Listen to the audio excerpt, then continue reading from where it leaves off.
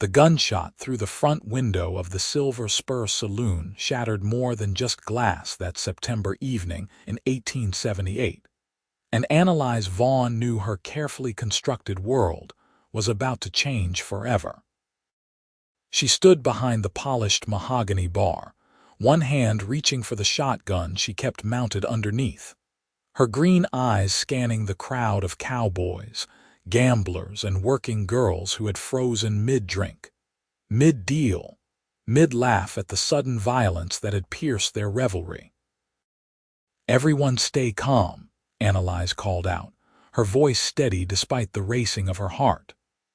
At 24 years old, she had owned the Silver Spur for 3 years, ever since her father had died and left her the wildest, most profitable establishment in St. Louis, Missouri.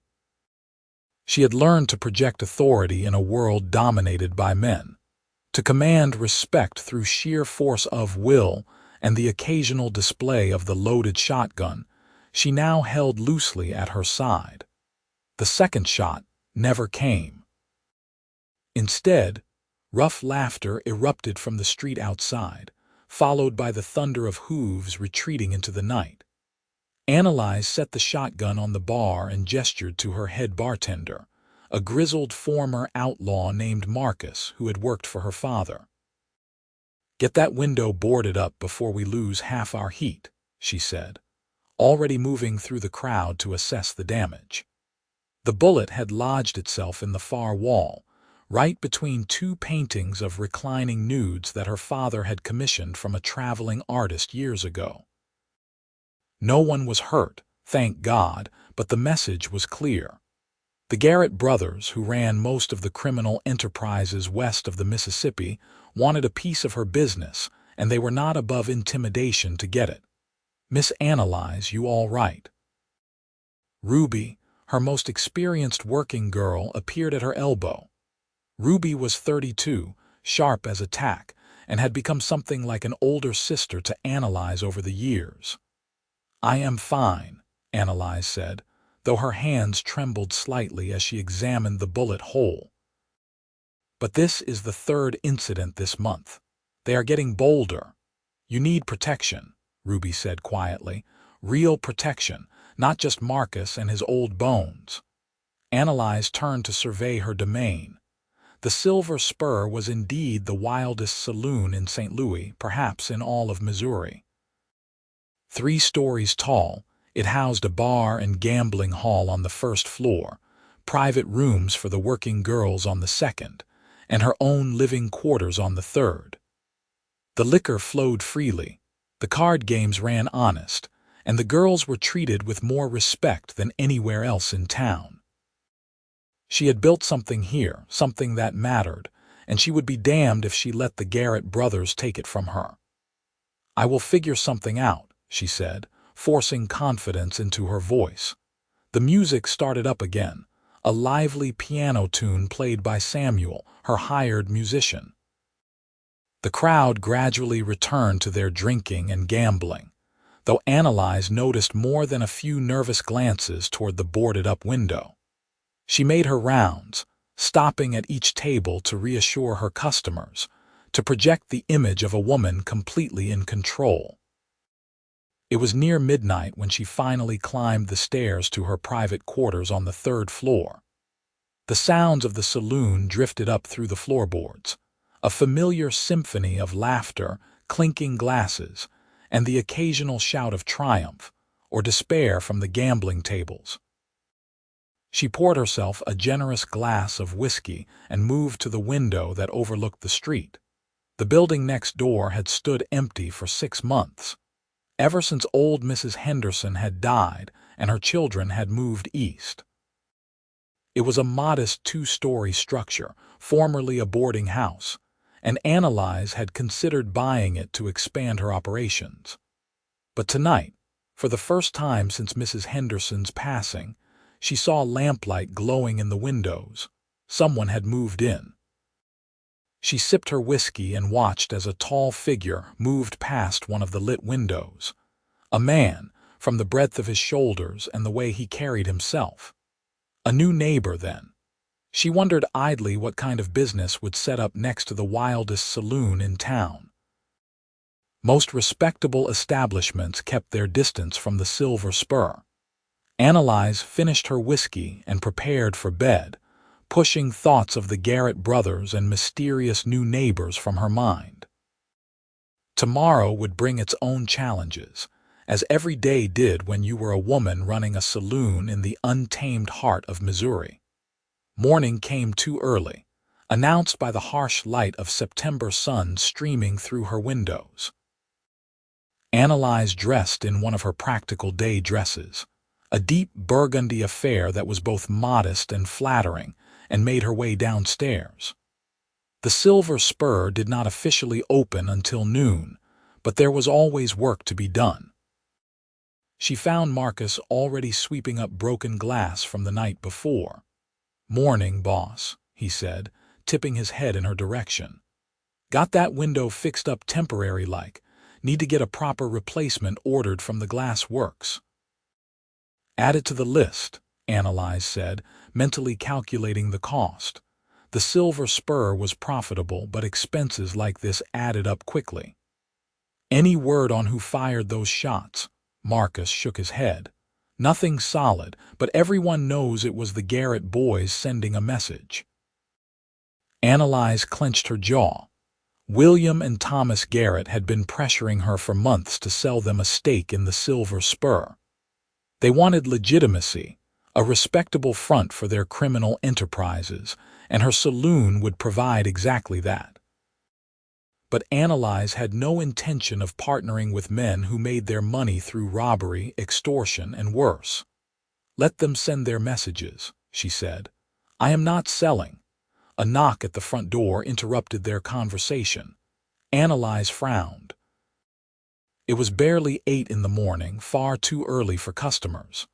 Marcus moved toward the door, hand on the pistol at his hip, but Annalise waved him back. "I will get it," she said, curious now. She opened the door to find the most striking man she had ever seen. He stood well over 6 feet tall, with broad shoulders that filled out his plain black suit. His face was all strong angles and weathered tan, speaking of years spent in the sun. Dark hair fell to his collar, and his eyes were an unusual shade of gray-blue, like storm clouds over the prairie. He held a wide-brimmed hat in his hands and offered her a smile that was both warm and slightly uncertain. "Morning, miss," he said, his voice a deep rumble that seemed to resonate in her chest. "Name is Parker Vance. I moved into the building next door last night, and I wanted to introduce myself to my new neighbors." Annalise stared at him for a moment, caught off guard by both his appearance and his courtesy. Men did not typically introduce themselves to her with such respectful formality. Most of her interactions with the male species fell into 2 categories: customers who wanted her services, and men who wanted to take advantage of her. "Annalise Vaughn," she said, recovering her composure. "I own the Silver Spur." "Welcome to the neighborhood, Mr. Vance, though I should warn you that it can get rather loud around here, especially at night." His smile widened. "I suspected as much. I heard the commotion last evening. Is everything all right? I thought I heard gunshots." "Just a minor disagreement," Annalise said, waving a dismissive hand. "Nothing to concern yourself with. What sort of business are you planning to run next door, if you do not mind my asking?" Parker's expression grew serious. "I am opening a church, Miss Vaughn. Small congregation to start, I imagine, but I hope to grow it over time." For a moment, Annalise was certain she had misheard him. "A church? Next door to a saloon?" "I know it seems unconventional," Parker said, his gray-blue eyes meeting hers directly. "But I believe salvation can be found anywhere, even in the wildest parts of town. Especially in the wildest parts of town, truth be told. The people here need faith just as much as anyone else, maybe more so." Annalise felt a laugh bubbling up in her chest. A church next to her saloon. The irony was almost too perfect. "Well, Mr. Vance, I wish you luck with your endeavor, though I suspect you will find the good people of St. Louis who attend church services are not typically drawn to this particular street." "Then I will bring the church to them," Parker said simply. "I was a cowboy for 10 years before I felt called to the ministry. Worked cattle drives from Texas to Kansas, lived rough, made plenty of mistakes. I know the kind of men who frequent establishments like yours, Miss Vaughn. I was one of them, and I know they have souls worth saving." There was something in his voice, a conviction that went beyond mere words, that made Annalise pause. She studied him more carefully, noting the calluses on his hands, the way he stood with the easy balance of a man accustomed to long hours in the saddle. This was no soft city preacher. This was a man who had lived hard and somehow found faith in the midst of it. "Well then," she said, "I suppose we shall be neighbors. I hope your calling proves fruitful, Mr. Vance." "Parker, please," he said, "and I hope we can be friends as well as neighbors, Miss Vaughn. I suspect we will be seeing quite a bit of each other." After he left, Annalise stood in the doorway for a long moment, watching him return to his building. A cowboy-preacher. She had heard of such things, of course. The West was full of men who had found religion after years of living rough, who sought redemption for past sins through service to God. But she had never met one in person, and certainly never had one set up shop right next door. "That is going to be interesting," Marcus said from behind her, and Annalise could hear the amusement in his voice. "You have no idea," she murmured. The next few days passed in the usual chaos that defined life at the Silver Spur. Annalise managed her staff, settled disputes between customers, kept the books balanced, and tried not to think about the Garrett brothers or their escalating threats. She also tried not to think about Parker Vance, though that proved more difficult than she would have liked. He was impossible to ignore. She caught glimpses of him throughout each day as he worked on transforming Mrs. Henderson's old boarding house into a church. He hauled lumber, repaired the roof, and painted the exterior a fresh coat of white.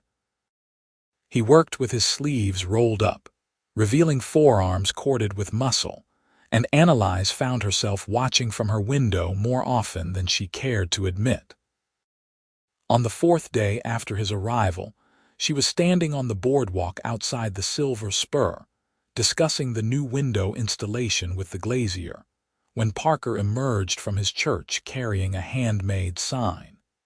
He climbed a ladder and hung it above his front door. In simple black letters it read, "House of Hope Church, all welcome." "All welcome," Annalise said under her breath. "We shall see how long that sentiment lasts."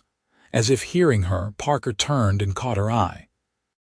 He raised a hand in greeting, and before she could stop herself, Annalise waved back. He climbed down from the ladder and crossed the dusty street to where she stood. "Miss Vaughn," he said, "I wanted to invite you to our first service this Sunday, 10 o'clock in the morning. I know it is early for someone in your line of work, but the invitation stands nonetheless." Annalise could not help the surprised laugh that escaped her. "You are inviting me, the owner of a saloon, to attend your church service." "I invited you because you are my neighbor," Parker said, his expression earnest. "And because everyone is welcome at the House of Hope. That includes you, Miss Vaughn." She studied his face, searching for any hint of judgment or superiority, but found only genuine warmth. It threw her off balance. She was accustomed to religious folk looking down their noses at her, condemning her business and her way of life.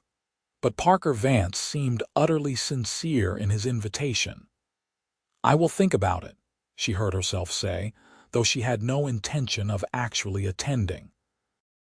"That is all I ask," Parker said. He tipped his hat to her and returned to his work. That Saturday night, the Silver Spur was packed to capacity. Word had spread about the new church next door, and Annalise's customers seemed determined to make as much noise as possible, as if to prove that they would not be cowed by the presence of religion on their street. The piano played louder, the laughter grew more raucous, and the gambling more intense. Annalise moved through the crowd with practiced ease, ensuring drinks were poured and disputes settled peacefully. She wore one of her evening dresses tonight, a green silk affair that matched her eyes and drew appreciative looks from more than one cowboy. She had learned long ago that appearance mattered in this business. Her customers wanted to see the confident, beautiful owner of the silver spur, not the tired, worried woman who sometimes stared at her ledgers until the numbers blurred. It was near 10 o'clock when trouble arrived in the form of Thomas Garrett. He pushed through the front door with 3 of his men flanking him, and the atmosphere in the saloon shifted immediately. Conversations died. The piano fell silent. Even the most drunk among her customers seemed to sober up at the sight of the notorious outlaw. Thomas Garrett was a man in his late 30s, handsome in a cold, predatory way. He dressed well in tailored suits and polished boots, cultivating the image of a respectable businessman. But everyone knew what he really was: murderer, thief, the most dangerous man in Missouri. "Miss Vaughn," he said, his voice carrying across the suddenly quiet room, "I was hoping we might have a word in private." Annalise felt her stomach clench, but she kept her expression neutral. "Anything you have to say to me can be said right here, Mr. Garrett." His smile did not reach his eyes. "I would prefer privacy, but if you insist—" He gestured around the room. "I am here to make you a final offer for partnership in the Silver Spur, 50% ownership in exchange for my protection and a very generous payment. You would still run the day-to-day operations, of course. I simply want to invest in such a successful enterprise. I have told you before, Mr. Garrett, the Silver Spur is not for sale, not in whole and not in part." Thomas's expression hardened. "I am afraid you misunderstand the nature of my offer, Miss Vaughn. This is not a negotiation. You will sell me half of this establishment, or I will take it from you by other means." The threat hung in the air like gun smoke. Annalise heard Marcus shift behind the bar, knew he had his hand on his weapon. But she also knew that Marcus was 1 man against 4, and that Thomas Garrett had dozens more men at his disposal. This was a fight she could not win through force. "Get out of my saloon," she said, her voice low but carrying to every corner of the room. "Now." Thomas took a step closer, and Annalise could smell the cologne he wore, expensive and cloying. "You have 1 week to reconsider, Miss Vaughn. After that, unfortunate accidents tend to happen to people who refuse my generosity." The front door opened suddenly, and Parker Vance stepped inside. He took in the scene with those storm cloud eyes, the tension in the room, the way Annalise stood rigid with barely controlled anger. He moved to stand beside her, his presence both surprising and somehow reassuring. "Evening, gentlemen," Parker said, his voice calm but firm. "I am Parker Vance, pastor of the church next door.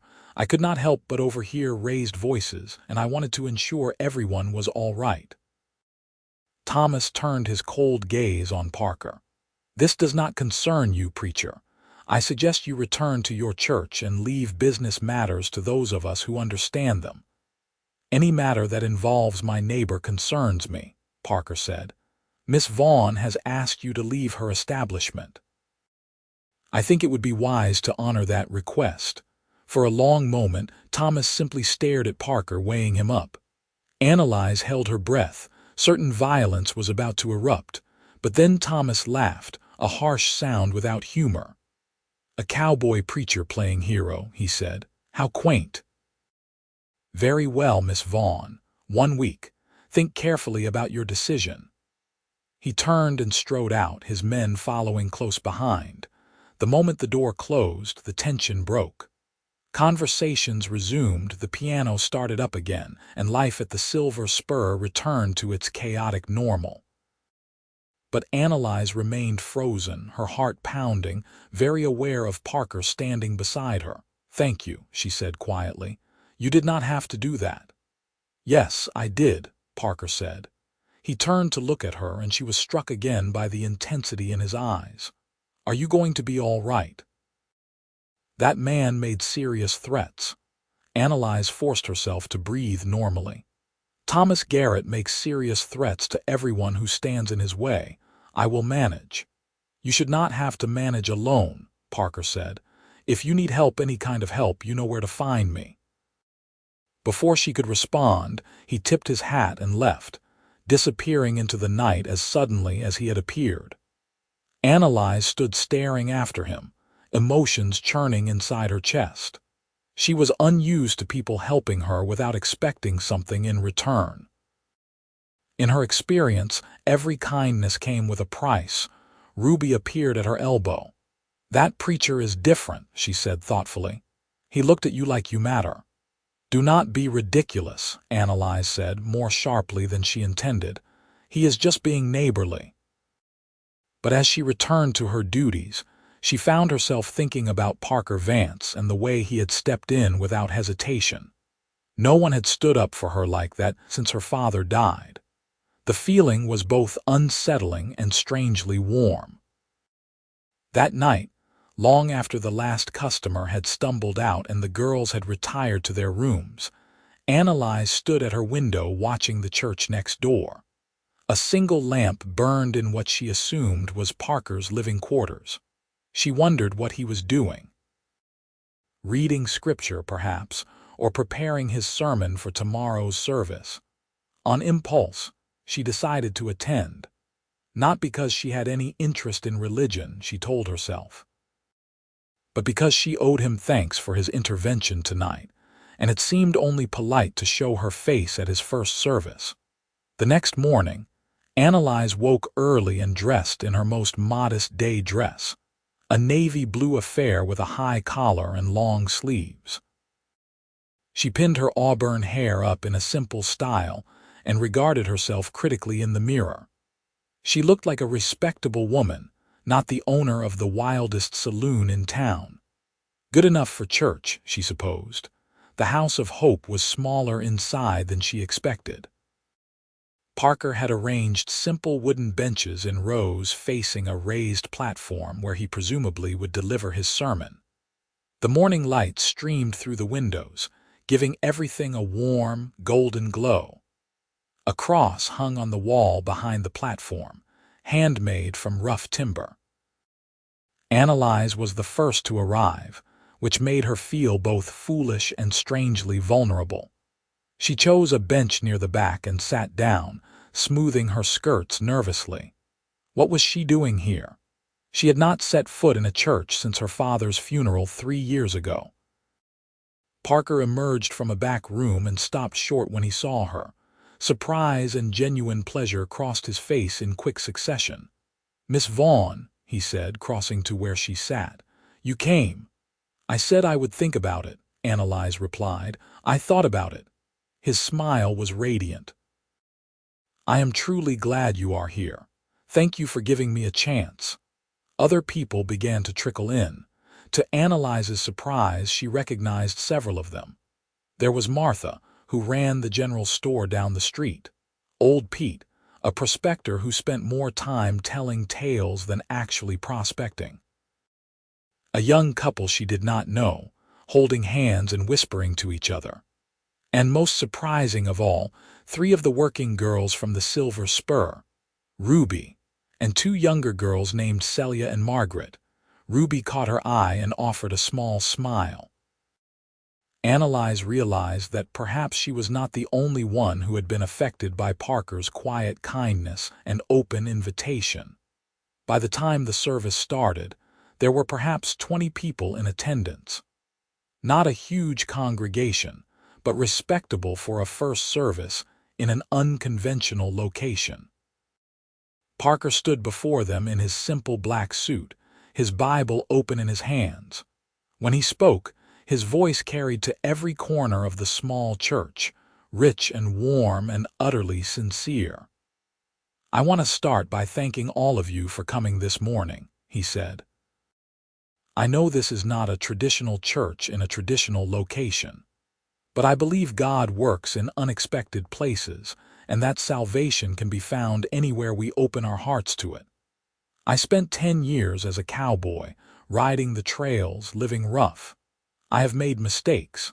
I have been lost. But I found my way back through faith, and I want to share that possibility with all of you."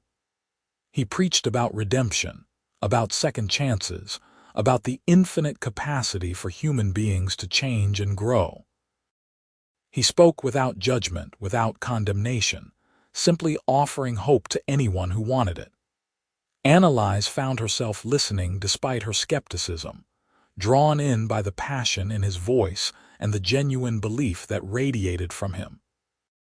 When the service ended, people lingered to speak with Parker, to shake his hand and welcome him to the neighborhood.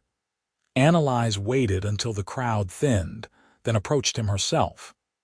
"That was quite something," she said. "You really believe all of that, about redemption and second chances?" "I do," Parker said. He looked at her intently. "I believe everyone deserves a second chance, Miss Vaughn, no matter what they have done or what kind of life they have led. That includes you." "I have not done anything that requires redemption," Annalise said, more defensively than she intended. "I did not mean to suggest you had," Parker said gently. "I just meant that you are welcome here always, not because you need saving, but because you are my neighbor and I would like to get to know you better." His words caught her off guard. She was so accustomed to defending herself, to assuming everyone was judging her, that simple acceptance felt foreign and disorienting. "I should get back," she said. "The Silver Spur opens at noon and I have preparations to make." "Of course. Thank you again for coming, Annalise." It meant a great deal to me. It was the first time he had used her given name, and something about it sent a flutter through her chest. She nodded and left quickly, before he could see the color rising in her cheeks. The week that followed was one of the strangest of Annalise's life. The Garrett brothers' deadline loomed over everything, a dark cloud that colored every decision and every moment. She knew they would make good on their threats. She knew she needed a plan. But every time she tried to think clearly about her options, her mind would wander to Parker Vance instead. She saw him every day. He waved to her from across the street. He stopped by the Silver Spur to check on her, always finding some excuse for his visits. He asked about her day, seemed genuinely interested in her life, treated her with a respect she was unused to receiving. And despite her best efforts to maintain professional distance, Annalise found herself looking forward to his visits. She found herself watching for him from her window. She found herself thinking about his smile, his voice, the way his eyes crinkled at the corners when he laughed. It was ridiculous, dangerous even. She could not afford distractions, not with everything else happening. But her heart seemed determined to ignore logic entirely. On Thursday evening, 5 days after Thomas Garrett's ultimatum, Parker appeared at the Silver Spur with a basket of food. "I thought you might be hungry," he said when she answered the back door. "You work so hard, I wondered if you take time to eat properly." Annalise stared at the basket, then at him. "Did you bring me dinner?" "I did. Nothing fancy, just some bread and cheese and apples." "But I thought we could talk, if you have a few minutes to spare." She should have said no. She should have sent him away and returned to her work. But instead, she found herself leading him up the back stairs to her private quarters, away from the noise and chaos of the saloon below. Her rooms were simple but comfortable. A sitting area with 2 chairs by the window, a small table, a bedroom visible through an open doorway. She had decorated with care, wanting a space that felt like home amidst the wildness of the Silver Spur. Parker set the basket on the table and began unpacking it while Annalise watched, feeling oddly nervous. This was different from his brief visits downstairs. This was personal, intimate in a way that made her pulse quicken. "I wanted to talk to you about Thomas Garrett," Parker said as he laid out the food, "about his threats. I have been asking around town, learning about him and his operation." "You should not involve yourself," Annalise said. "The Garrett brothers are dangerous, Parker. They have killed people who stood in their way." "Which is exactly why you need help," Parker said firmly. He pulled out a chair for her, waited until she sat, then took the seat across from her. "You cannot face them alone, Annalise. Let me help you." "How? You are a preacher." "What can you do against men like that?" "I was a cowboy before I was a preacher," Parker reminded her. "I know how to handle myself in a fight, and more than that, I have connections. I rode with a lot of different men over the years. Some of them are still around, and some of them owe me favors." Annalise reached for a piece of bread, tearing it apart with nervous fingers. "Why do you care? You barely know me. My business is not your problem." Parker leaned forward, his gray-blue eyes intense. "You are not a problem, Annalise. You are a person who needs help, and I am in a position to offer it. That is reason enough. But if you want the truth, it is more than that. I care about you. These past few days, getting to know you, watching you run your business with such strength and intelligence, I have found myself thinking about you constantly. You are remarkable, and I refuse to stand by while men like Thomas Garrett try to destroy what you have built." His words hung in the air between them. Annalise felt her heart hammering in her chest. She wanted to dismiss what he said, to protect herself from the vulnerability of hope, but she could see the truth in his eyes, hear it in his voice. "I care about you too," she admitted quietly. "I did not want to. It is complicated and probably foolish, but I cannot seem to help it." Parker reached across the table and took her hand.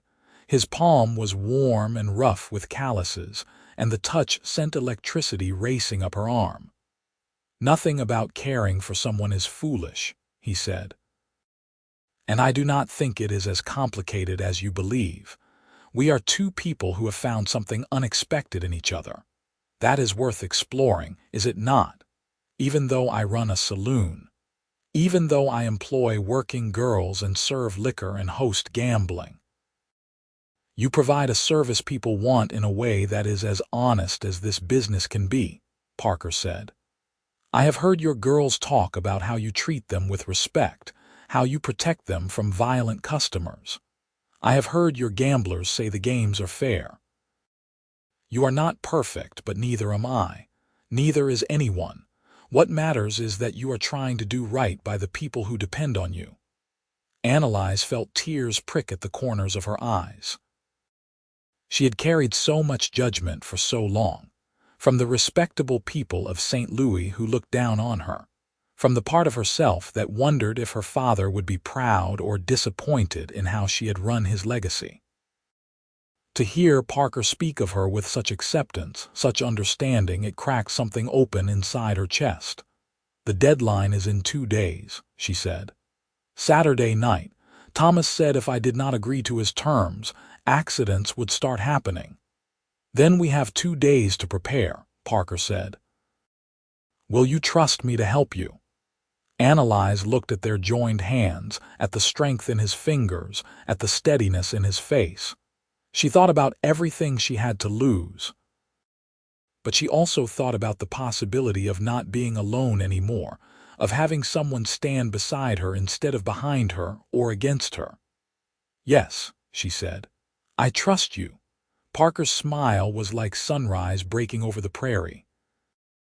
He squeezed her hand gently, then released it to pour them both water from the pitcher on the table. "Tell me everything about your business," he said.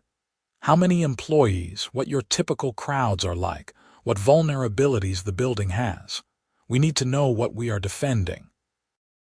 They spent the next 2 hours talking. Annalise described the layout of the Silver Spur, her staff, her regular customers. Parker asked intelligent questions, making notes on a scrap of paper. As they talked, they ate the simple meal he had brought, and Annalise realized she was hungrier than she had thought. She had been so stressed about the Garrett brothers that she had barely been eating. "You need to take better care of yourself," Parker said, echoing her earlier thought. "You are no good to anyone if you collapse from exhaustion." "I will rest when this is over," Annalise said. "You will rest tonight," Parker corrected. "After I leave, I want you to get a full night of sleep. Promise me." The concern in his voice warmed her. "I promise." When Parker finally left, well after midnight, Annalise stood at her window watching him cross the street to his church. He paused at his door and looked back, raising a hand when he saw her silhouette in the window. She waved back, then drew the curtains and prepared for bed. For the first time in weeks, she slept deeply and dreamlessly, her rest undisturbed by worry. Somehow, sharing the burden with Parker had lightened its weight. Friday dawned bright and clear. Annalise woke to knocking on her door and opened it to find Ruby standing in the hallway. "You need to come downstairs," Ruby said, her expression both amused and exasperated. "There is a situation." Annalise dressed quickly and followed Ruby down to the main floor of the saloon. What she found there made her stop in her tracks. Parker stood behind the bar talking to Marcus, but he was not alone. 6 other men were scattered around the room, all of them with the weather-beaten look of cowboys who had spent years in the saddle. They ranged in age from early 20s to late 40s, and every one of them was armed. "What is going on?" Annalise asked. Parker turned and his face lit up when he saw her. "Morning, Annalise. I called in some favors. These are men I rode with over the years, men I trust. They have all agreed to help us with your Garrett problem." One of the men, a tall fellow with a thick black beard, stepped forward. "Name is James Ritter, miss. Parker here saved my life on a cattle drive back in '73. I owe him everything, so when he sent word he needed help, I came running. We all did." Annalise looked around at the assembled men, at their serious faces and ready weapons. "You all came here to help me. Someone you do not even know." "We came for Parker," another man said. He was younger, maybe 25, with sandy hair and an easy smile. "But now that we are here, we are happy to help you too, miss. Parker says you are good people, and that is enough for us." Annalise felt overwhelmed. She had been alone for so long, fighting her battles by herself, that this sudden influx of support left her speechless. Parker crossed to her side. "I know this is a lot," he said quietly, "but you do not have to face the Garrett brothers alone, not anymore. We are all in this together." "I do not know what to say," Annalise managed. "Say you will let us help," Parker said. "Say you will stop trying to carry everything by yourself."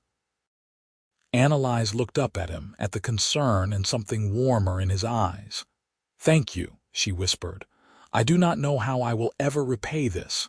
"You do not need to repay anything," Parker said. "That is what people do for each other when they care. They help." The rest of Friday was spent in preparation.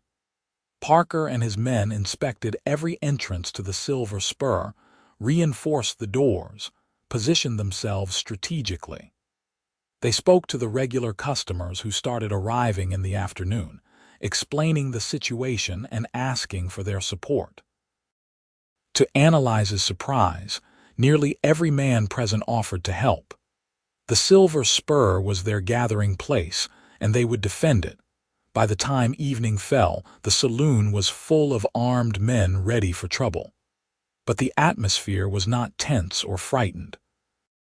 Instead, there was almost a festive quality to the air, as if everyone had decided that if trouble was coming, they might as well have a good time while waiting for it.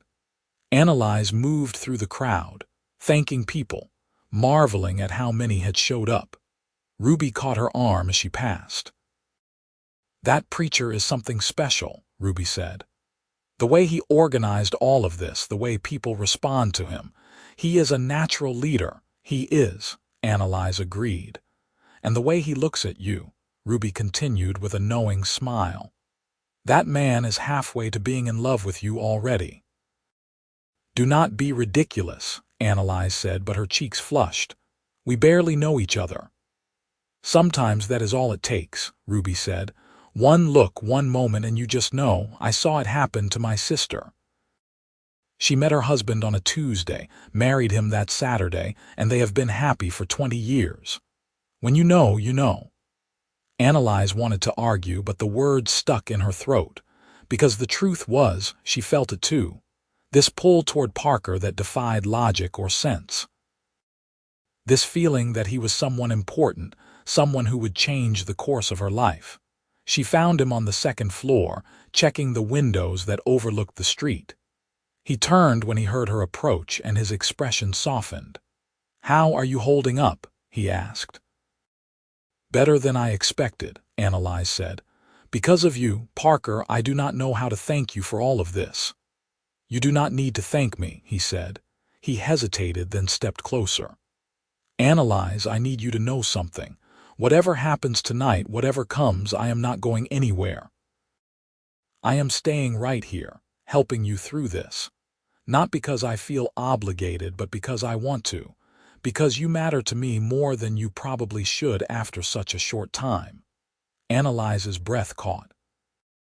They were standing very close now, close enough that she could see the flecks of blue in his gray eyes, could feel the warmth radiating from his body. You matter to me too, she said softly. More than is probably wise. Parker reached up slowly, giving her time to pull away, and cupped her face gently in his hand. His thumb brushed across her cheekbone, and Annalise felt herself leaning into the touch. When this is over, Parker said, his voice low and rough, I would like to court you properly. Take you to dinner, walk with you, spend time getting to know everything about you. Would you be amenable to that? Yes, Annalise whispered. I would like that very much. They stood there for a long moment, the noise of the saloon below fading into background, the world narrowing to just the two of them. Parker's hand was still on her face, and Annalise thought he might kiss her. She found herself hoping he would. But then footsteps sounded on the stairs, and they broke apart as Marcus appeared. Boss, you should come downstairs, Marcus said. The Garrett brothers just rode up. The moment shattered. Annalise took a breath, steadied herself, then nodded. Let us go face them. The main floor of the Silver Spur was packed with people, all of them armed, all of them watching the front door. Parker's 6 cowboy friends stood in a line near the bar, their hands resting casually on their weapons. The regular customers had spread out through the room, creating a wall of bodies and guns. Annalise walked to the center of the room and stood with her shoulders back and her head high. Parker moved to stand beside her, a solid presence at her right hand. The door opened, and Thomas Garrett walked in with his brother William and at least a dozen armed men behind them. Thomas stopped when he saw the crowd, his eyes narrowing as he assessed the situation. Miss Vaughn, he said, his voice cold. You seem to have gathered quite a reception. I am flattered. I am not selling, Annalise said clearly. Not now, not ever. The Silver Spur is mine, and it will remain mine. You and your men need to leave, Mr. Garrett, now. Thomas's expression hardened. I gave you a chance to do this the easy way. You should have taken it. The lady said leave, Parker said, his voice carrying authority. I suggest you listen. Thomas looked at Parker with contempt. The preacher thinks he is a hero, how noble, but heroism tends to get people killed, Vance. You should remember that. I have faced down charging cattle, raging rivers, and more than one man with a gun, Parker said calmly. You do not frighten me, Garrett, and you are not getting this saloon. For a long moment, Thomas and Parker stared at each other, and Annalise could feel the violence hovering in the air like a storm about to break. Then William Garrett, who had been surveying the room, leaned close to his brother and whispered something. Thomas's jaw clenched. He looked around again at the sheer number of armed men ready to defend the silver spur, at the determination on their faces. Annalise could see him calculating the odds, weighing whether it was worth the cost. "This is not over," Thomas said finally. "You may have won today, Miss Vaughn, but I do not forget slights. You will regret refusing my generous offer." "I will take my chances," Annalise said. The Garrett brothers and their men filed out, and the moment the door closed behind them, the saloon erupted in cheers. Men clapped each other on the back, congratulating themselves on facing down the most notorious outlaws in Missouri.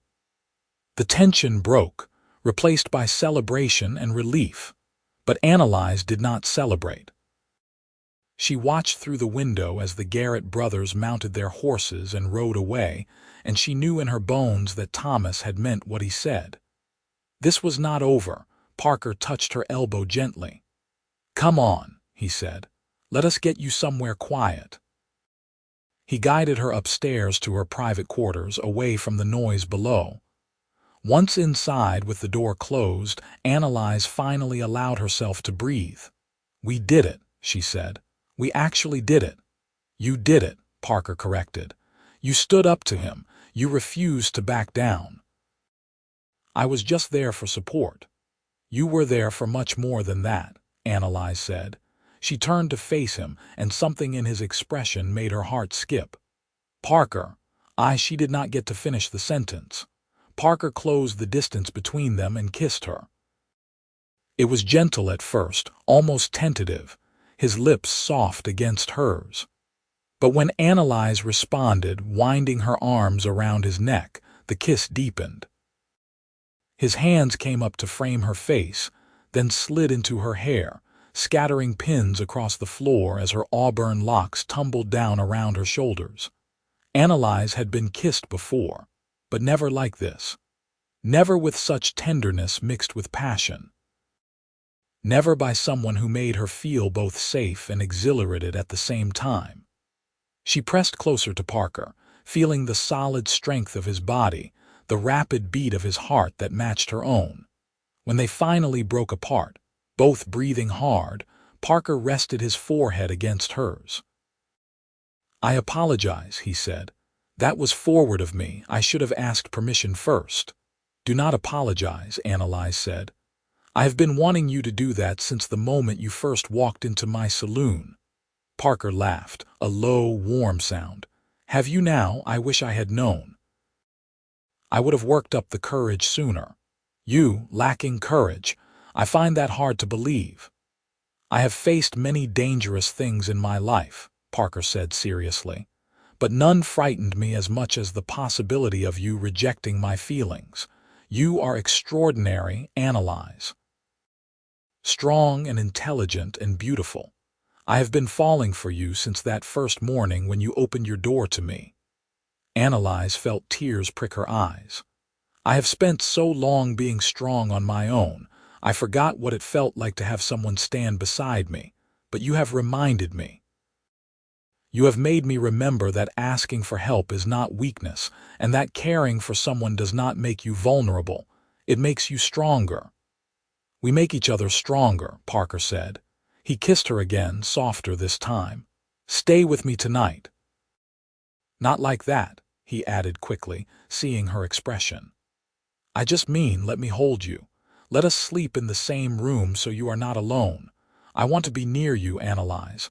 I want to wake up and see your face first thing in the morning." It was perhaps the most romantic thing anyone had ever said to her. Annalise nodded, unable to speak past the emotion clogging her throat.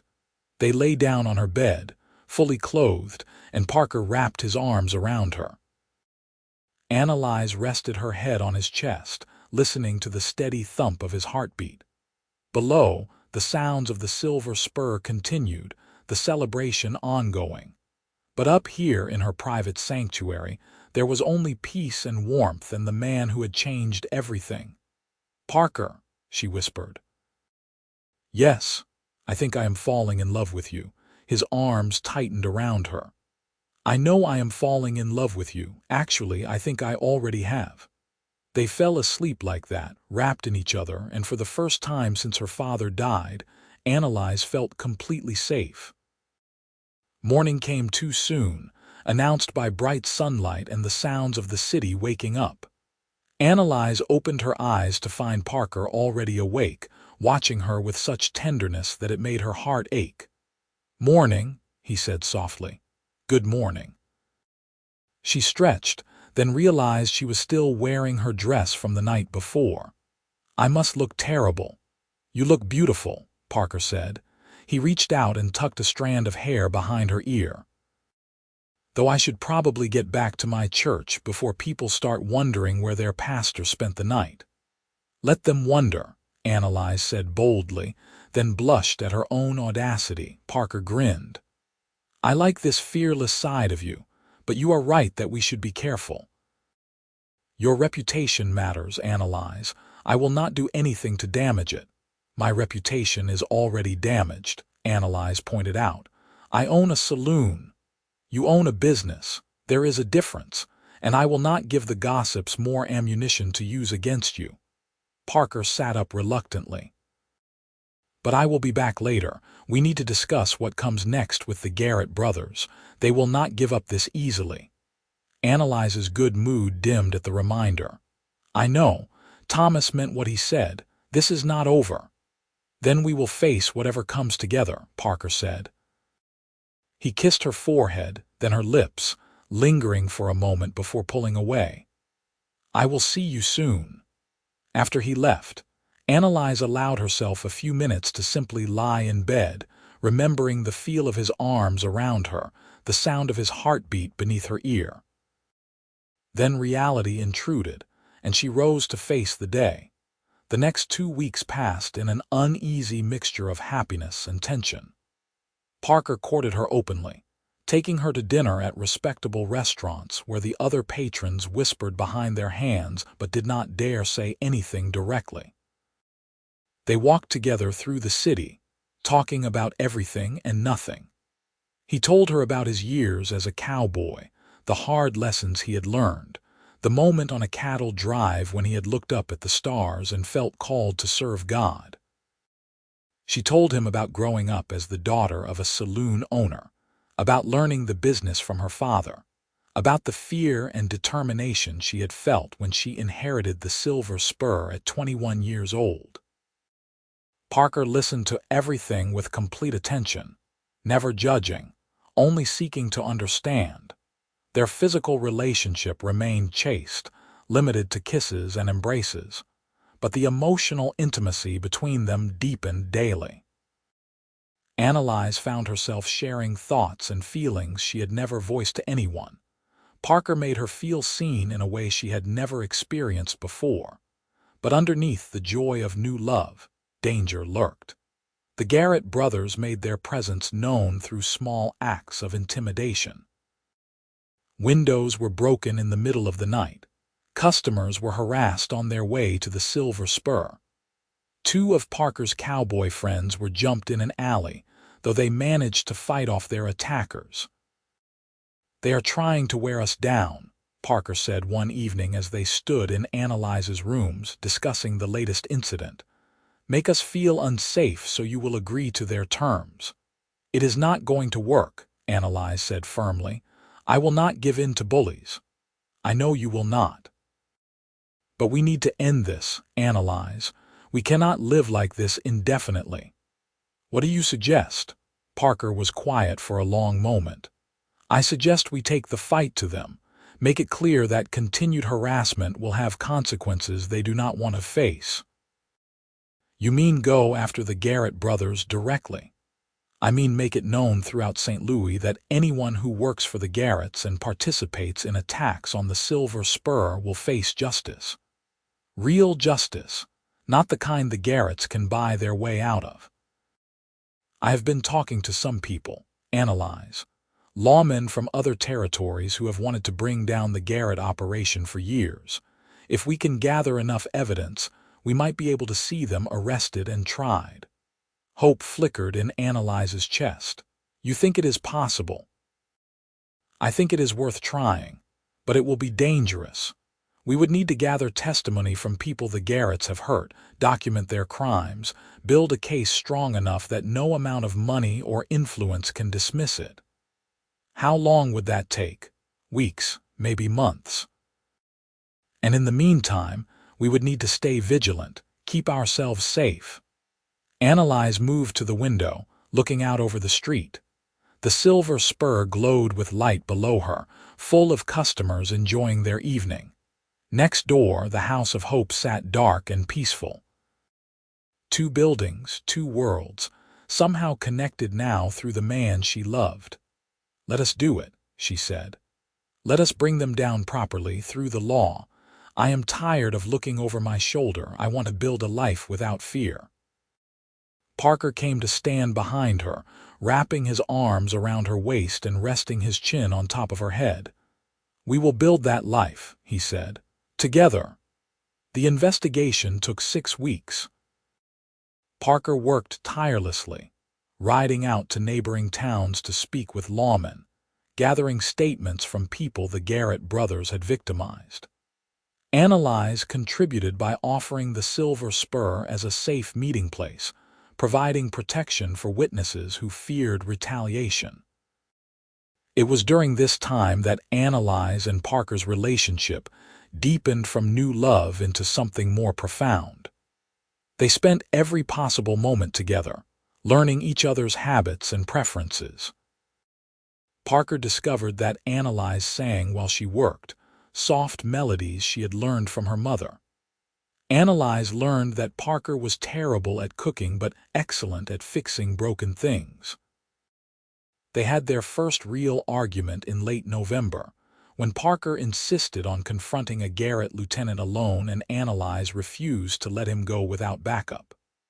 The fight was fierce, both of them stubborn and passionate, until finally they reached a compromise. Parker would go, but with 3 of his cowboy friends as protection. Making up afterward involved a great deal of kissing and whispered apologies, and Annalise realized that even their fights brought them closer. They were learning to navigate disagreement, to respect each other's opinions while standing firm on important matters. In early December, Parker finally had enough evidence to approach the territorial marshal, a grizzled man named Henderson, who had been pursuing the Garrett brothers for years. Henderson reviewed the documentation Parker had gathered, interviewed key witnesses, and finally agreed to move forward with arrests.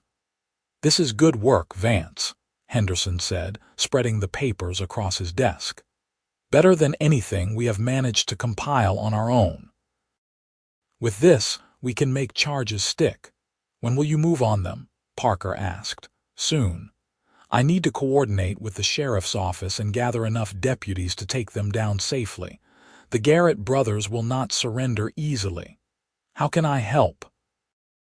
Henderson studied Parker with shrewd eyes. "You have done enough. Leave the rest to the law. You have a church to run, Vance. Go back to saving souls and let us handle the outlaws." But Parker could not stay completely uninvolved. He and Annalise watched from the Silver Spur 2 days later as Marshal Henderson and a dozen armed deputies surrounded the building where the Garrett brothers maintained their headquarters. The standoff lasted 3 hours, tense and frightening, with shots fired and people shouting. In the end, both Thomas and William Garrett were taken into custody, along with most of their lieutenants. A few escaped, disappearing into the countryside, but the organization itself was broken. Without their leaders, the Garrett operation collapsed like a house of cards. The news spread through St. Louis like wildfire. The most dangerous criminals in Missouri had finally been brought to justice, and the evidence against them was overwhelming. They would hang, people whispered, or at the very least spend the rest of their lives in prison. That night, the Silver Spur threw a celebration unlike any Annalise had ever hosted. The drinks flowed freely, the gambling was fast and furious, and the music played until dawn. People came from all over the city to toast Annalise and Parker, to thank them for standing up to the Garrett brothers, to celebrate the end of an era of fear. Parker stood beside Annalise behind the bar, his arm around her waist, both of them exhausted and exhilarated. At some point in the evening, a cowboy stood up and called for quiet. "I want to propose a toast," he said, raising his glass. "To Miss Annalise Vaughn, the bravest woman in Missouri, and to Pastor Parker Vance, the best friend a man could ask for. May they have long lives and much happiness." "To Annalise and Parker," the crowd roared, and glasses were raised throughout the room. Annalise felt tears prick her eyes. She looked up at Parker and found him watching her with such love that it took her breath away. "Marry me," he said quietly. The words meant only for her beneath the noise of the celebration. Annalise's heart stopped. "What? Marry me?" Parker repeated. "I know it is fast and I know people will talk, but I do not care. I love you, Annalise. I want to spend my life with you. I want to wake up beside you every morning and fall asleep holding you every night. I want to help you run this saloon, and I want you to help me run my church. I want to build a family with you, a life with you. Please say yes." Annalise could barely speak past the emotion clogging her throat. "Yes," she managed.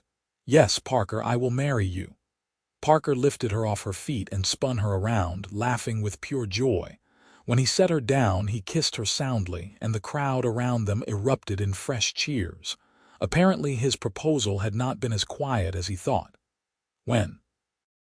Parker asked, his forehead pressed against hers. "Soon," Annalise said. "I do not want to wait. Is that scandalous?" "I do not care if it is," Parker said. "Next week?" "Next week," Annalise agreed. They were married on a cold December morning exactly 8 days later. The wedding took place at the House of Hope, with both sides of their unusual community in attendance. The working girls from the Silver Spur sat beside respectable townsfolk who had started attending Parker's services. Cowboys stood next to merchants. Gamblers mingled with farmers. Ruby served as Annalise's maid of honor, while James Ritter stood up as Parker's best man. Annalise wore a simple but beautiful dress of cream-colored silk that Ruby and the other girls had helped her choose. Parker wore his best black suit with a new white shirt. As Annalise walked down the aisle toward where Parker waited, she felt overwhelmed by the rightness of this moment. 4 months ago, she had been alone, facing threats from the Garrett brothers with no one to help her. Now she was surrounded by friends, by community, and most importantly, by the man she loved. Parker's eyes shone as she reached him and took his hands. The traveling preacher Parker had called in to perform the ceremony began speaking, but Annalise barely heard the words. She was lost in Parker's gaze, in the promises they were making to each other. "I, Parker Vance, take you, Annalise Vaughn, to be my lawfully wedded wife," Parker said, his deep voice carrying through the church. "I promise to love you in good times and bad, in sickness and health, for richer or poorer. I will stand beside you, support you, and honor you all the days of my life. I, Annalise Vaughn, take you, Parker Vance, to be my lawfully wedded husband," Annalise replied, her voice steady despite her racing heart. "I promise to love you faithfully, to respect and cherish you, to build a life with you that honors both of us. I will be your partner in all things, now and forever." When the preacher pronounced them husband and wife, Parker kissed her with such tenderness that Annalise felt her knees go weak. The church erupted in applause and cheers, and she laughed against his lips, happier than she had ever been. The reception was held at the Silver Spur, naturally, and it was a magnificent affair. Long tables groaned under the weight of food that seemingly everyone in St. Louis had contributed. The piano played joyful music, and people danced with abandon. Annalise's new husband twirled her around the floor, both of them laughing, both of them glowing with happiness. Late in the evening, when the celebration was still going strong, Parker leaned down to whisper in her ear, "What do you say we slip away, Mrs. Vance? I would very much like to be alone with my wife." Annalise felt heat flood her cheeks. "I think that sounds like an excellent idea, Mr. Vance." They made their escape up the back stairs to Annalise's rooms, which were now their rooms. Parker had moved his few belongings in earlier that week, and it still gave Annalise a thrill to see his things mixed with hers, this tangible proof that she was no longer alone. The moment the door closed behind them, Parker pulled her into his arms and kissed her deeply. Annalise responded eagerly, her hands sliding up into his hair, pulling him closer. This was different from the chaste kisses they had shared during their courtship. This was the kiss of a husband claiming his wife, of two people who had waited as long as they could stand, and were finally free to express the full depth of their desire. Parker's hands found the buttons running down the back of her dress, and he began unfastening them with surprisingly steady fingers. Annalise worked on his jacket and shirt, pushing them off his shoulders to reveal the muscled chest she had only imagined before now. When he was bare from the waist up and her dress pooled on the floor around her feet, they paused to simply look at each other. "You are so beautiful," Parker said reverently. "I cannot believe you are mine." "I was thinking the same thing about you," Annalise said. She reached out to trace the scars on his chest, old marks from his cowboy days. "I love you so much, Parker. I love you too, more than words can express." They came together again, and this time there was no hesitation, no holding back. Parker lifted her and carried her to the bed, and they spent their wedding night learning each other in the most intimate way, exploring and discovering, giving and receiving pleasure in equal measure. Later, as they lay tangled together in the sheets, sated and happy, Parker traced lazy patterns on Annalise's bare shoulder. "I have been thinking," he said, "about the future, about what we want to build together." "Oh, what have you been thinking?" "I think we should combine our two buildings. Make them into one enterprise that serves the whole community. The Silver Spur can continue as it is, but maybe we add a restaurant downstairs, something respectable that families can enjoy. And the church can expand its services, maybe start a school for the children in this neighborhood. We could help people, Annalise, really help them." Annalise propped herself up on one elbow to look at him. "You have been giving this a lot of thought." "I have. I know you love the Silver Spur as it is, and I would never ask you to change it completely. But I think there is room to grow, to evolve, to serve more people in more ways." "I think that sounds wonderful," Annalise said slowly. "A restaurant downstairs would bring in a different clientele, maybe make the whole establishment more acceptable to the respectable folk.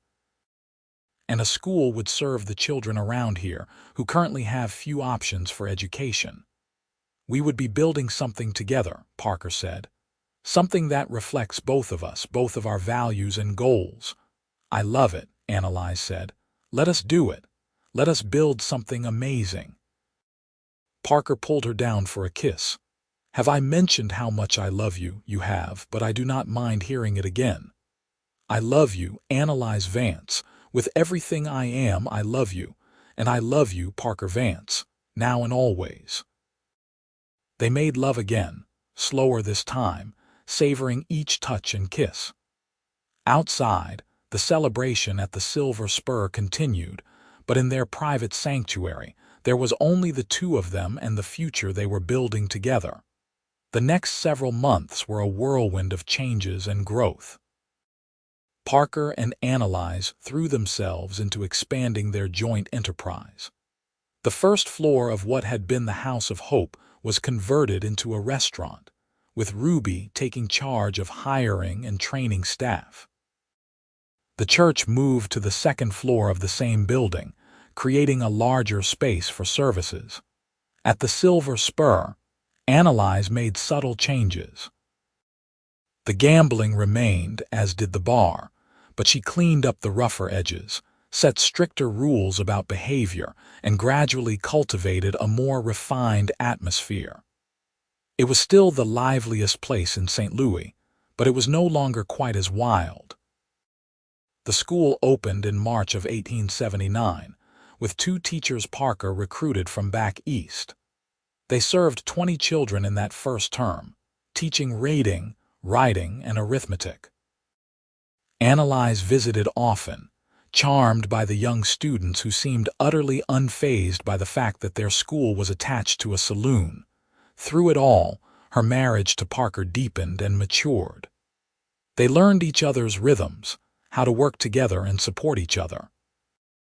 They had disagreements, of course, but they also had a foundation of love and respect that made even their arguments productive rather than destructive. In May, Annalise discovered she was pregnant. She told Parker over breakfast one morning, watching nervously for his reaction. His face went through a rapid series of emotions: shock, disbelief, and then pure, radiant joy. He stood up so quickly he knocked over his chair, rounded the table, and swept her into his arms.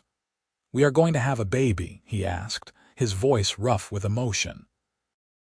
"We are," Annalise confirmed, laughing at his enthusiasm.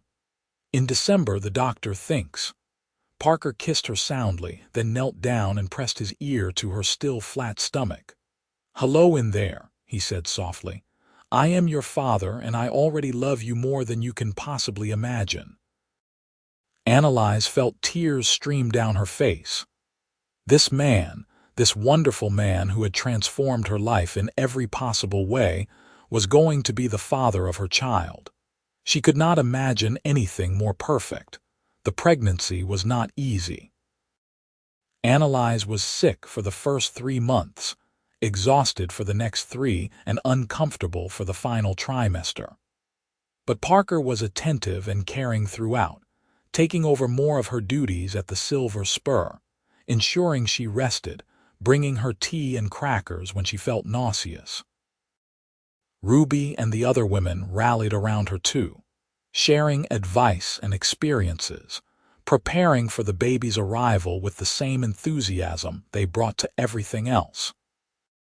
Parker's cowboy friends, most of whom had settled in St. Louis by now, built a beautiful crib from oak wood and placed it in Annalise and Parker's bedroom.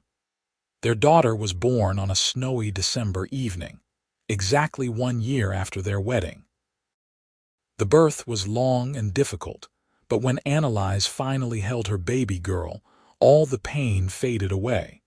She had dark hair like Parker and green eyes like Annalise, and she was absolutely perfect. "What should we name her?" Parker asked, sitting on the edge of the bed and running a gentle finger down his daughter's cheek. "Grace," Annalise said immediately. The name had come to her during one of the hardest moments of labor, a reminder that Grace had brought Parker into her life, that Grace had saved her from loneliness and fear. "Grace Hope Vance." "It is perfect," Parker said. "She is perfect. You are perfect." He leaned over and kissed Annalise's forehead. "Thank you for this gift. Thank you for loving me, for marrying me, for giving me a family." "Thank you for finding me," Annalise said. "Thank you for seeing past the saloon owner to the woman underneath. Thank you for teaching me that I did not have to be strong alone anymore." They sat together like that for a long time, the 3 of them, a family complete and whole. Outside, snow fell softly on St. Louis, blanketing the city in white. Inside, in the rooms above the Silver Spur, there was only warmth and love and hope for the future. Grace proved to be an easy baby, cheerful and healthy. She was doted on by everyone at the Silver Spur and the church alike. Ruby claimed godmother status, and Parker's friend James appointed himself honorary uncle. The little girl grew up surrounded by love from the most unlikely collection of people. Working girls and cowboys, gamblers and churchgoers, all united in their affection for the daughter of Parker and Annalise Vance. When Grace was 6 months old, the trial of the Garrett brothers finally concluded. Both were found guilty of numerous crimes and sentenced to hang. Annalise attended the sentencing with Parker at her side, feeling a mixture of relief and sadness. She took no joy in their deaths, but she was glad that their reign of terror was over. Walking out of the courthouse that day, Parker took her hand and squeezed it gently. "It is really over now," he said. "We can stop looking over our shoulders. We can just live." "I know," Annalise said. "It feels strange, does it not, having nothing to fear anymore? Give it time. We will get used to peace." And they did. The years that followed were good ones, full of growth and change and joy. The Silver Spur continued to thrive, its reputation evolving from the wildest saloon in town to one of the most successful entertainment establishments in Missouri. The restaurant downstairs became famous for its excellent food, drawing customers from across the state. The church grew too, Parker's congregation swelling as more people were drawn to his message of redemption and second chances. He became known throughout the region as the Cowboy-Preacher, the man who walked between two worlds and found God in both. Grace was joined by two brothers over the next 5 years, Matthew in 1881 and Samuel in 1883. The Vance household was loud and chaotic and full of laughter. Parker proved to be a devoted father, patient and loving, teaching his children to read and ride and think for themselves. Annalise flourished as a mother and businesswoman, somehow managing to balance both roles with grace. She continued to run the Silver Spur, now with more help from trusted employees, and she became active in community affairs. She advocated for women's rights, for education reform, for better treatment of working girls throughout the city. On their 10th wedding anniversary, Parker surprised her with a trip away from St. Louis. They left the children in Ruby's capable care and traveled to the Colorado mountains, spending a week in a small cabin surrounded by wilderness. One evening, as they sat on the porch watching the sunset paint the peaks in shades of gold and rose, Parker pulled Annalise close. "Do you ever regret it?" he asked. "Marrying me, joining your life with mine. I know it changed everything for you." Annalise twisted to look at him in surprise. "Regret it? Parker, marrying you was the best decision I ever made.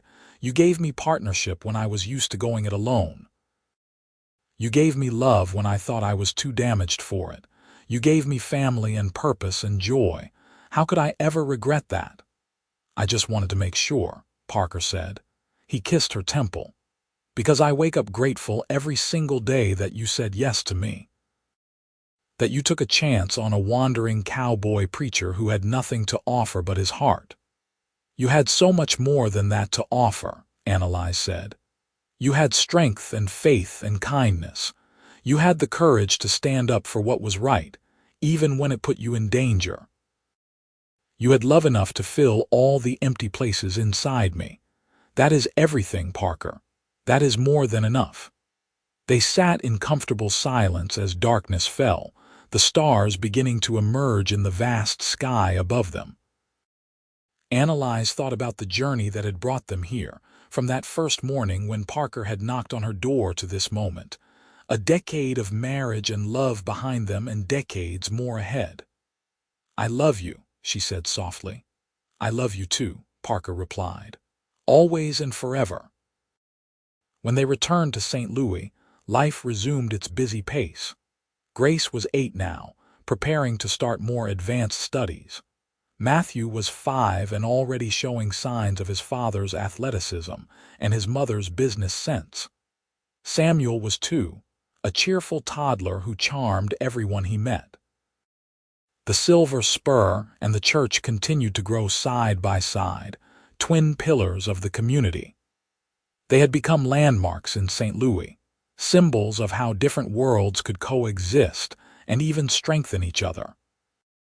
Ruby eventually married a kind cattle rancher who treated her with the respect she deserved, though she continued to help manage the restaurant at the Silver Spur. Several of the other working girls found different paths as well, some marrying, some starting their own businesses, all of them supported by Annalise and Parker. Marcus retired at 65, handing over his bartending duties to a younger man, but still stopping by regularly to check on things and share stories of the old days. Parker's cowboy friends settled into various occupations around St. Louis, forming the core of a community that looked after its own. The years continued to pass, bringing changes and challenges, but also incredible joy. Grace grew into a strong, intelligent young woman who inherited her mother's business acumen and her father's faith. She eventually took over day-to-day operations of the Silver Spur, allowing Annalise to step back and focus more on community work and advocacy. Matthew became a doctor, driven by a desire to help people and a natural aptitude for healing. Samuel followed his father into ministry, though his approach was more scholarly than Parker's. All three children remained close to their parents, building their own families in and around St. Louis. On their 25th wedding anniversary, Parker and Annalise stood on the boardwalk between the Silver Spur and the church, looking at the buildings that had defined so much of their lives together. "You remember that first day?" Annalise asked. "When you knocked on my door to introduce yourself, I remember thinking you were the most beautiful woman I had ever seen," Parker said, "and also thinking that you looked like you could handle absolutely anything life threw at you." "I was terrified," Annalise admitted. "The Garrett brothers were threatening me, I was alone, and I had no idea how to fix any of it. Then you showed up and changed everything." "We changed everything together," Parker corrected. "I may have helped, but you were the one who had the courage to stand up to the Garretts, to accept help, to take a chance on love. All I did was recognize an extraordinary woman when I met her." Annalise leaned into his side, and Parker wrapped his arm around her shoulders. They were both older now, with gray threading through their hair and lines etched by years of laughter around their eyes. But the love between them was as strong as ever, perhaps even stronger for having weathered the storms life brought. "I would do it all again," Annalise said. "Every moment, every challenge, every joy, because it led me here to this life with you." "So would I," Parker agreed. "1,000 times over I would choose you." They stood there together as the sun set over St. Louis, painting the sky in brilliant colors. Around them, the city they loved bustled with evening activity. Behind them, the Silver Spur prepared for another night of entertainment. Beside them, the church stood ready to welcome worshipers come Sunday morning. But in that moment, there was only the two of them, the woman who had owned the Wildest saloon in town and the Cowboy-Preacher who had moved in next door. Two people who had found each other against all odds and built something beautiful together. Their story had begun with a gunshot through a window and a knock on a door. It had been tested by outlaws and judgment, by fear and uncertainty. But it had endured, growing stronger with each passing year, transforming two separate lives into one shared journey. And as they stood together watching the sunset, their hands intertwined and their hearts at peace, they knew that whatever years remained ahead of them would be faced the same way they had faced everything else. Together, with love and faith and an unshakable commitment to each other. The Wildest saloon in St. Louis stood as prosperous as ever, its reputation now legendary throughout Missouri.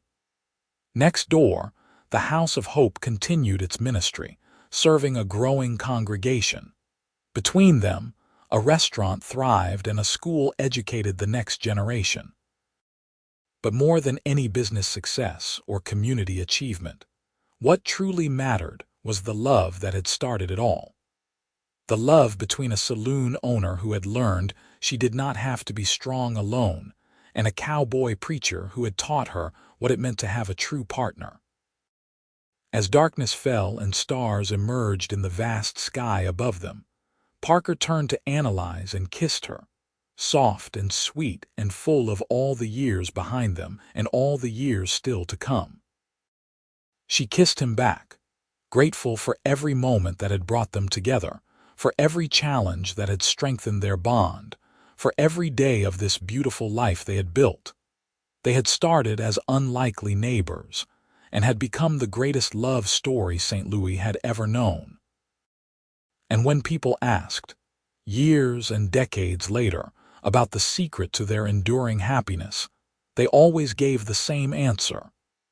We chose each other every single day, through good times and bad, and we never stopped believing in the power of love to transform everything it touched. Their legacy lived on through their children and grandchildren, through the businesses they had built and the community they had served. But most of all, it lived on in the countless people whose lives had been touched by their example, who had learned from watching them that love could bridge any divide, heal any wound, and create something extraordinary from the most unlikely beginnings. The saloon and the church stood side by side, symbols of two worlds united. And somewhere in heaven, perhaps, the spirits of those who had come before looked down and smiled, knowing that true love, when it finds its match, can change not just two lives but an entire community, rippling outward in waves of hope and possibility that never truly end. Parker and Annalise Vance lived long, full lives, surrounded by love and family until their final days. They were buried side by side in the St. Louis cemetery, their headstone reading simply, "Together in life, together in death, together in eternal love." And the town they had served so faithfully remembered them, not for the businesses they owned or the money they made, but for the love they shared and the hope they brought to everyone lucky enough to know them. Their story was one of courage and faith, of standing strong in the face of adversity, of building bridges instead of walls. It was a story of redemption and second chances, of two people who found each other when they needed it most and built something beautiful that lasted not just a lifetime, but generations.